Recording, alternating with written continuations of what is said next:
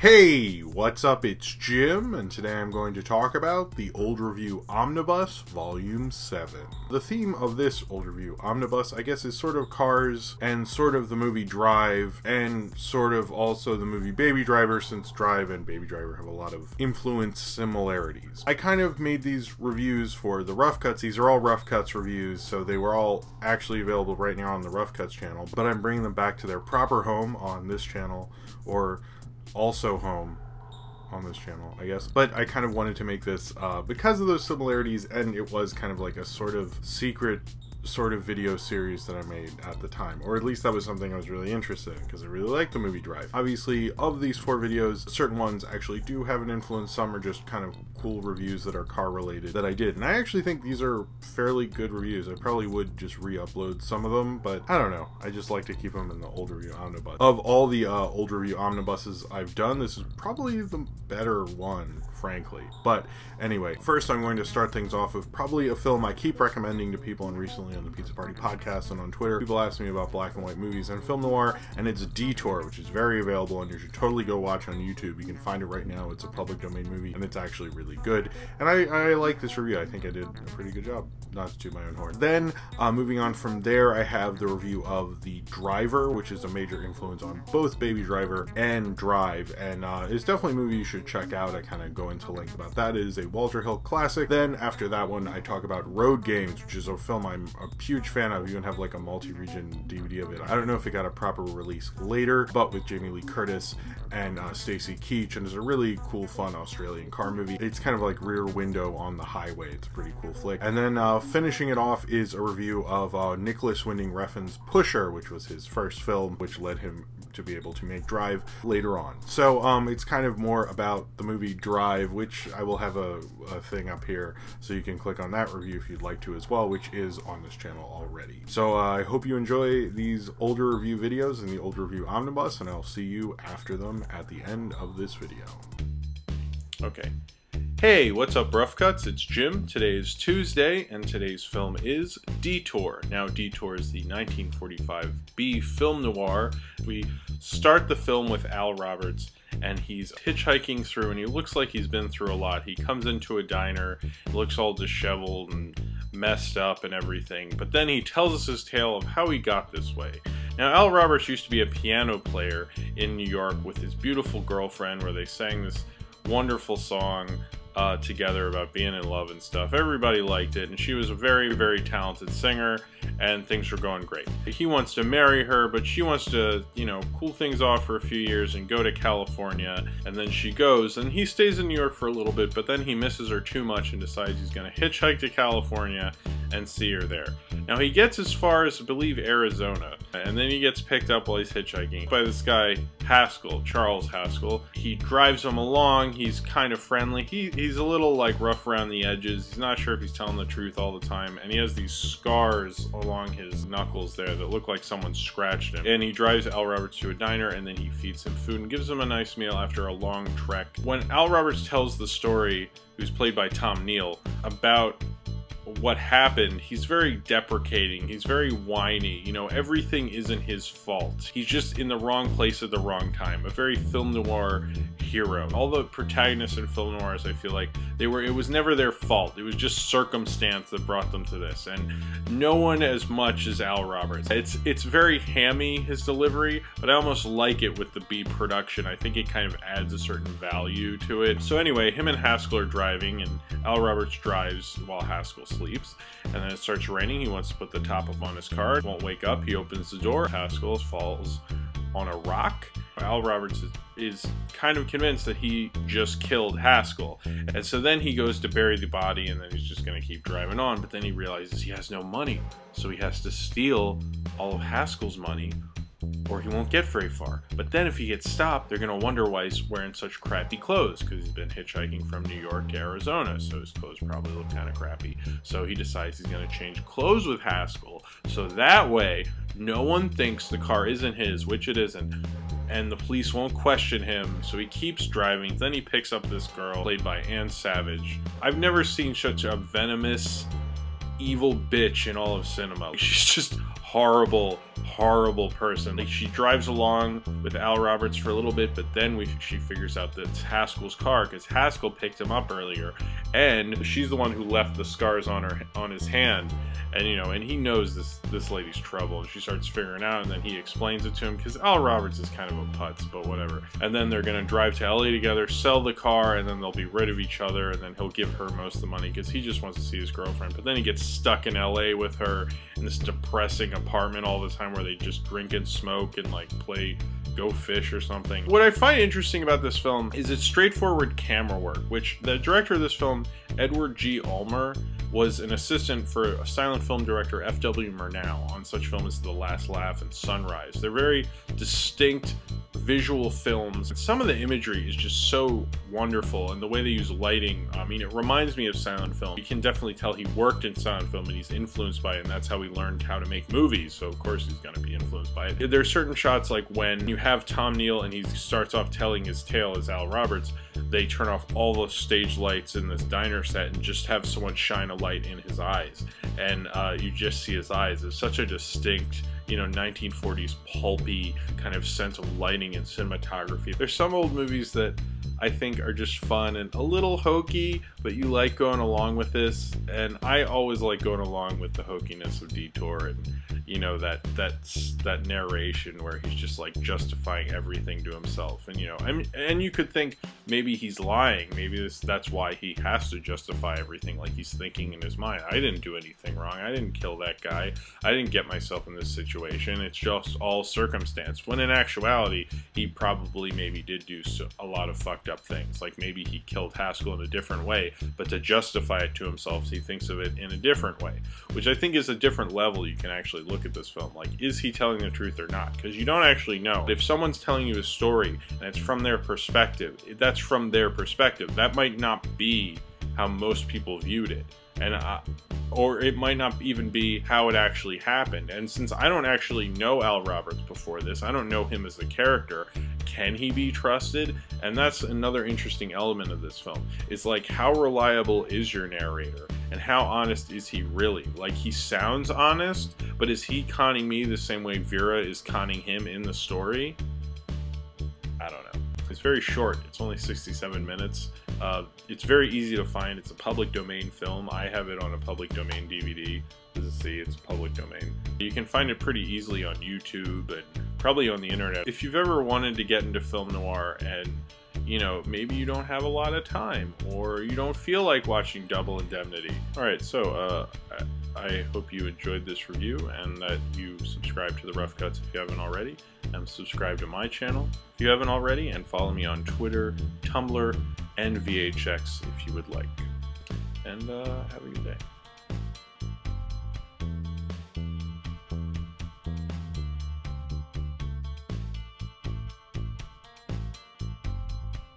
Hey, what's up, Rough Cuts? It's Jim. Today is Tuesday, and today's film is The Driver. Now, The Driver is a 1978 film directed by Walter Hill. Walter Hill is the director of such films as 48 Hours and The Warriors. This was his second film. He made this right after his first film, Hard Times, and before his third film, The Warriors. This guy, the driver, played by Ryan O'Neal, who's a driver for bank robberies or robberies in general, and he's a good getaway car driver. Bruce Dern's character, the detective, has been trying to get the driver for a while, and he really wants to get, you know, this lone cowboy, you know, as he calls him, out there robbing banks. Along the way, he meets this girl, the player, played by Isabella Adjani, and no one in this movie really has a name. They're all kind of like the detective, the driver, the player, you know. No one has a distinct name. It's just this very basic, minimalist genre piece. What the detective does is he tries to set up the driver. When the detective arrests this other gang, he tries to convince them to hire the driver to be their driver and to set them up and to get the money from him so he can finally catch the driver and stop, you know, this really good getaway driver from continuing his streak of successfully robbing banks.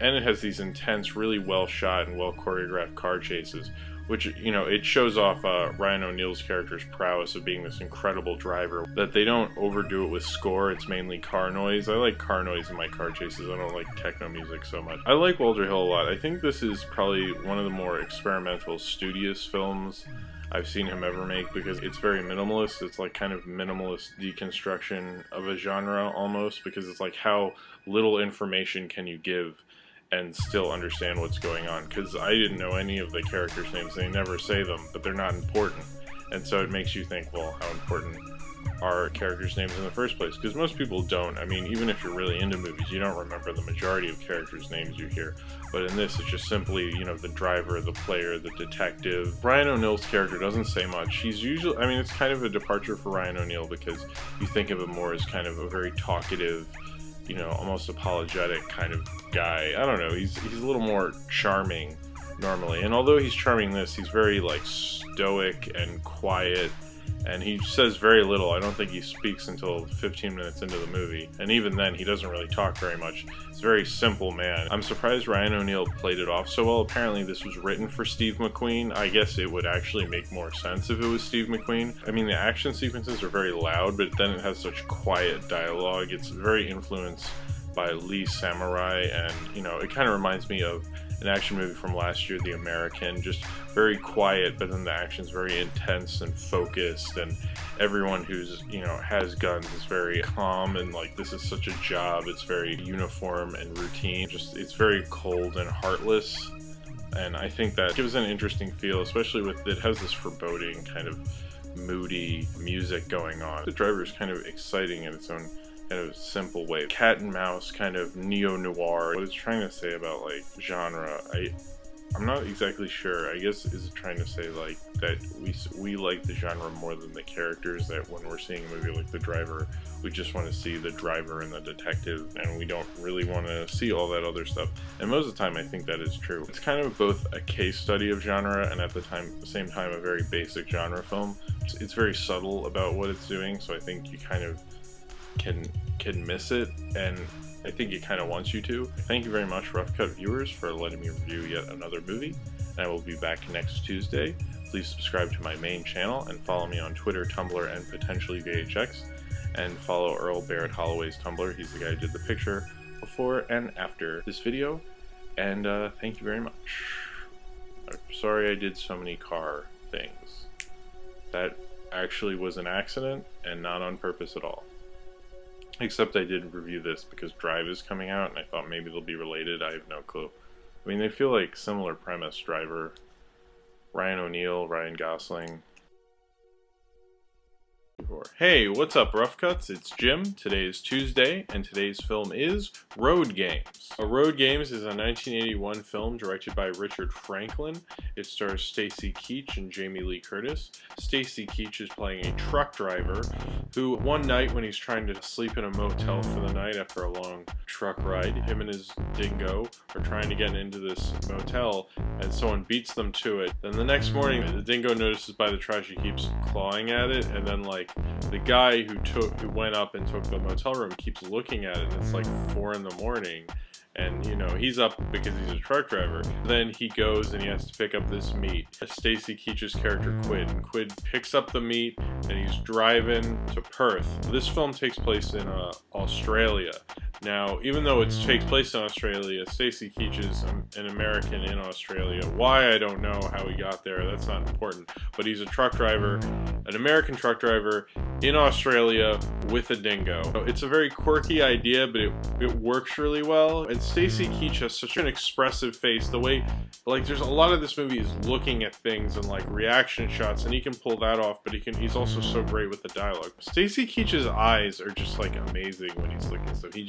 He really projects that fear, and his character's such like kind of like a bookworm, like nerd, know-it-all type of guy, and he speaks almost in like Jamie Lee Curtis. His character says like, you speak in poems, and I think that's very true. He's too smart for his own good sometimes. He doesn't actually know how to talk to people because he's alone, like with his dingo Boswell all the time. And I feel like that's part of a truck driver, is you're alone, you're isolated, and it really captures that. As Quid is driving, he keeps noticing this green van, and it'll like pick up hitchhikers, and it picked up a hitchhiker before, and then, you know, there was the garbage bags and the hitchhiker was gone, and he keeps hearing on the radio about like a slasher, like a Jack the Ripper type character on the Australian roadways. As Quid picks up a hitchhiker who's like this annoying lady, but when he's alone, Quid talks by himself, which could get really irritating. For a film that's just basically in a small, big rigs, like truck's cabin the whole movie, it's amazing that I was so wrapped up in it. For like, it's not a very great location, even though they're showing you these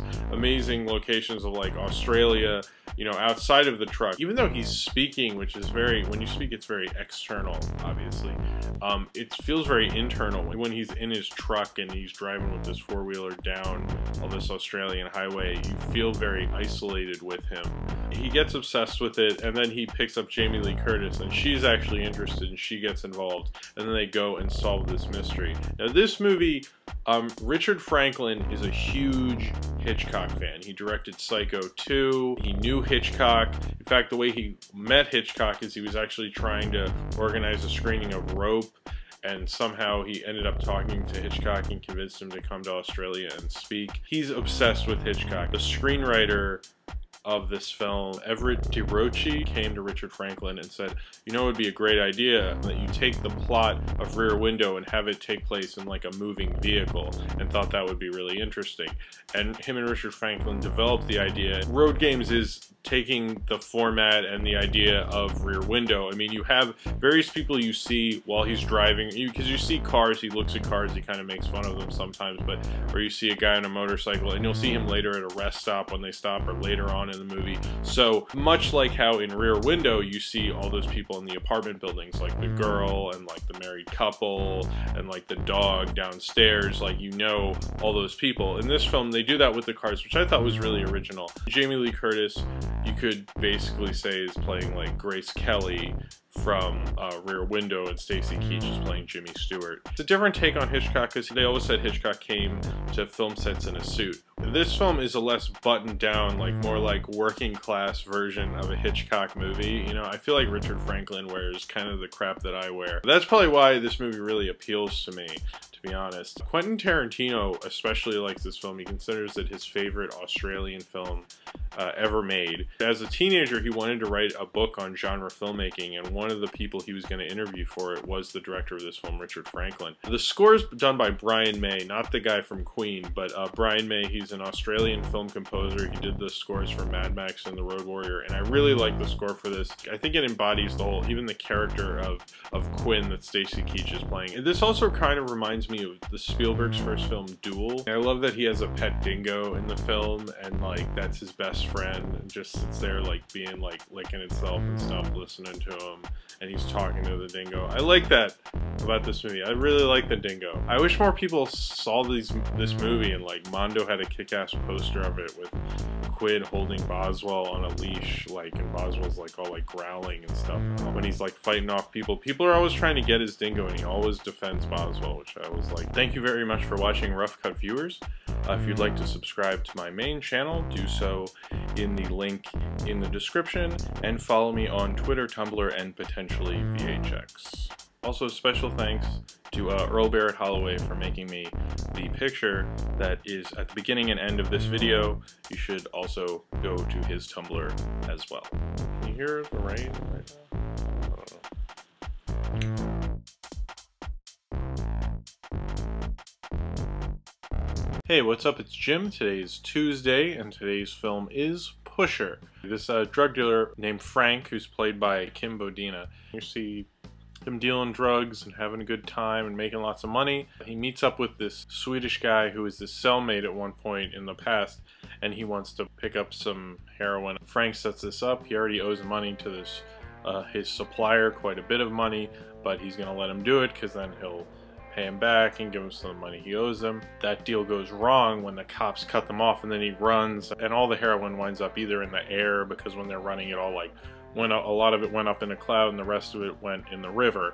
And so then he has to try and pay back this drug dealer, and it keeps getting worse. It keeps, you know, anytime he gets a break, something goes wrong. It just gets worse and worse, even though Frank is trying as hard as he can sometimes. Sometimes it's like because of his own stupidity, and sometimes it's because he just gets screwed over by something he has no control over. It's mostly that. It reminds me of a noir in that sense, just the description of it, but it's not very noir-ish. I feel like it's very modern. This film takes place in Copenhagen, in Denmark, and it was shot with very low budget. This movie began as a 5-minute short that Nicholas Winding Refn made for film school with his application, and then he didn't get into film school, so he decided, oh well, who cares, I'm just going to raise the money myself and make this into a feature.